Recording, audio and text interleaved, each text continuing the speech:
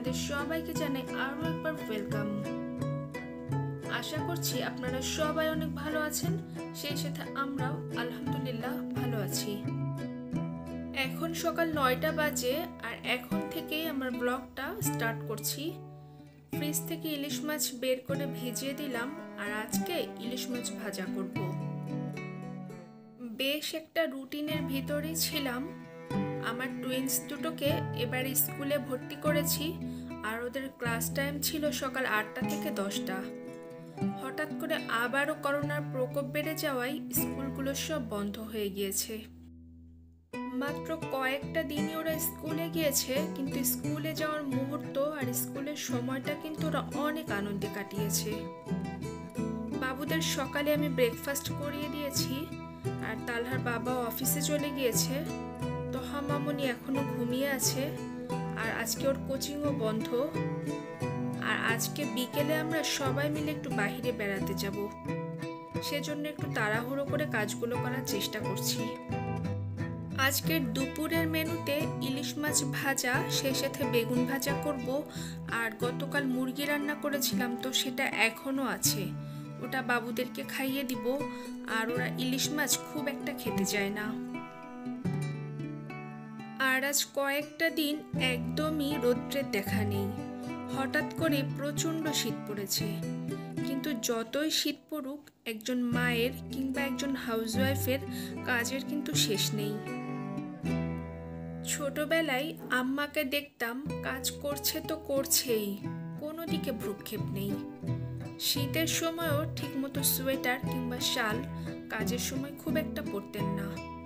তো আমি আম্মাকে প্রায়ই বলতাম, তুমি সোয়েটার পরো না কেন? তো আম্মা হাসি মুখে বলতেন, যখন সংসারের কাজের চাপ বাড়বে, একা হাতে অনেক কাজ সামলাতে হবে, তখন সোয়েটার পরার কথা মনেই থাকবে না।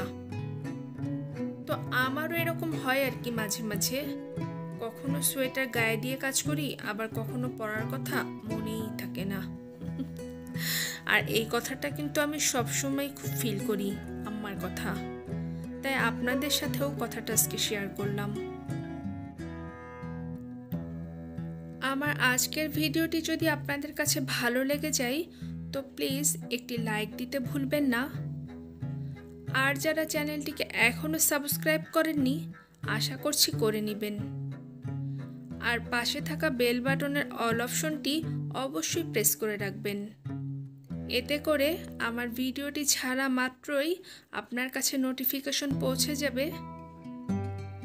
আর অলরেডি যারা আপনারা আমার সাথেই আছেন তাদেরকে জানাই অসংখ্য ধন্যবাদ। মাছ ভাজা হয়ে গিয়েছে, সেই সাথে পেঁয়াজের বেরেস্তাও করে নিয়েছি। আর এখন বেগুন ভাজা করে নিলেই হয়ে যাবে আমার প্রায় রান্না।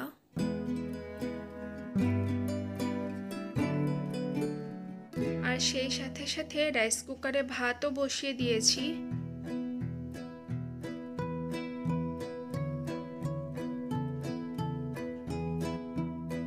বাবুদের জন্য একটু স্যান্ডউইচ বানিয়ে দিব, কারণ অনেক সকালে ওরা নাস্তা করে নেয়, তো দুপুরের খাবারের আগে হালকা কিছু একটা খায় ওরা সব সময়।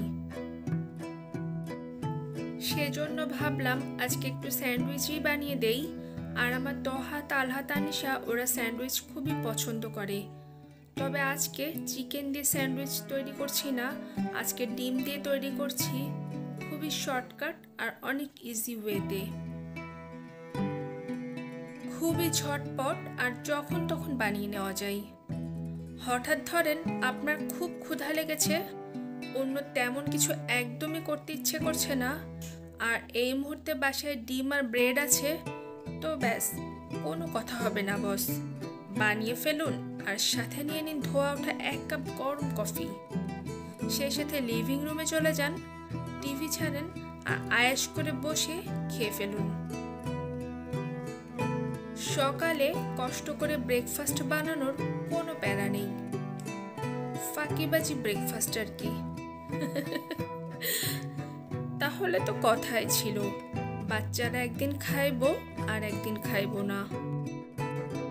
খাবারে যেমন স্বাদ, গন্ধ, ভালো লাগা আছে, ঠিক তেমনি জীবনেরও রূপ, রং, বৈচিত্র্যে ভরা।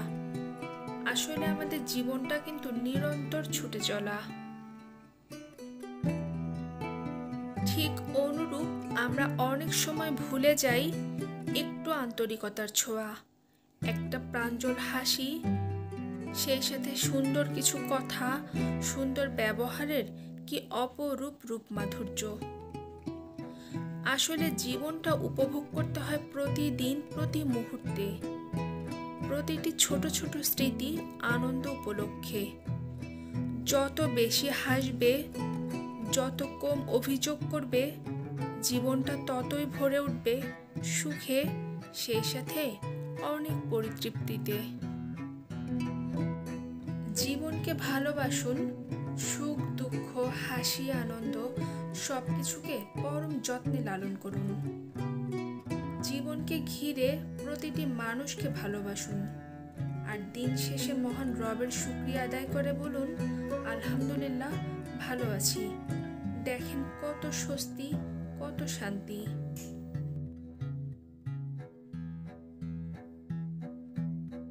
বাচ্চাদের জন্য তো স্যান্ডউইচ তৈরি করে দিলাম, আর আমার এখন খুব কফি খেতে ইচ্ছে করছে। আর আমার বাসায় আমি একমাত্র কফি খাই।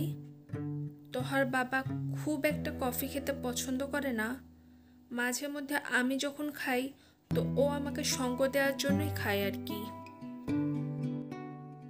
আমি এখানে 2 চামচ পাউডার মিল্ক নিয়েছি, সেই সাথে 1 চামচ কফি আর হাফ চামচেরও কম সুগার নিয়ে নিব। অবশ্য আমি সুগারটা একটু কমই পছন্দ করি চা কিংবা কফির ক্ষেত্রে। আর সেই সাথে নিয়ে নিব 1 কাপের থেকেও কিছুটা কম পরিমাণ লিকুইড মিল্ক। এবারে সব মিশ্রণকে খুব ভালোভাবে মিক্সড করে নিলেই তৈরি হয়ে যাবে কফি।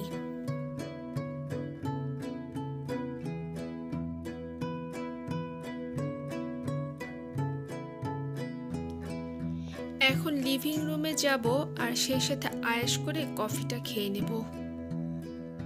আজকে জোহরের নামাজ আদায়ে কিছুটা সময় দেরি হয়ে গিয়েছে, তো নামাজ শেষ করে দুপুরে লাঞ্চ করে নিয়েছি আমরা সবাই। সেই সাথে কিছুটা সময় বিশ্রাম নিয়ে এখন বাহিরে বেরিয়ে পড়েছি। আর এখন এসেছি আমরা জেলা পরিষদ মুক্তিযুদ্ধ স্মৃতি সংগ্রহশালাতে। এটা ঠিক বলতে পারেন মুক্তিযুদ্ধ স্মৃতি জাদুঘর, আর এটা ঠিক একদমই আমার বাসার পাশেই। ভোলাতে অনেক দর্শনীয় স্থান রয়েছে, তবে সেগুলো আমার বাসা থেকে বেশ খানিকটা দূরে।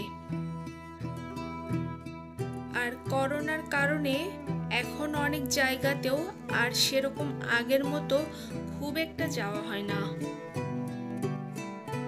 আমার তানিশা মাম্মাম আর তালহা, ওদেরকে দেখেই মনে হচ্ছে ওরা খুব আনন্দ পাচ্ছে এখানে এসে।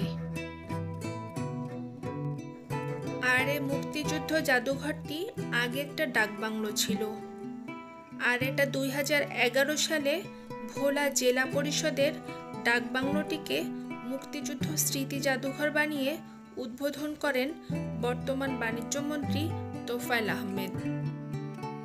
মুক্তিযুদ্ধের সঠিক ইতিহাস আগামী প্রজন্মের মাঝে তুলে ধরার জন্য ভোলায় 3টি জাদুঘর থাকলেও দর্শনার্থীদের কাছে জনপ্রিয় হয়ে উঠেছে বাংলাবাজার স্বাধীনতা জাদুঘর। এই জাদুঘরে ব্রিটিশ বিরোধী আন্দোলন থেকে শুরু করে 71-এর মহান মুক্তিযুদ্ধের স্মৃতি সংরক্ষিত রয়েছে। এখানে আসলে বাঙালি জাতির হাজার বছরের ইতিহাস ও জ্ঞান অর্জন করতে পারবেন। এটি মূলত 3তলা একটি জাদুঘর। আজ যেহেতু কোনো একটি বিশেষ কারণে জাদুঘরটি বন্ধ, সেজন্য আপনাদেরকে আর দেখাতে পারলাম না।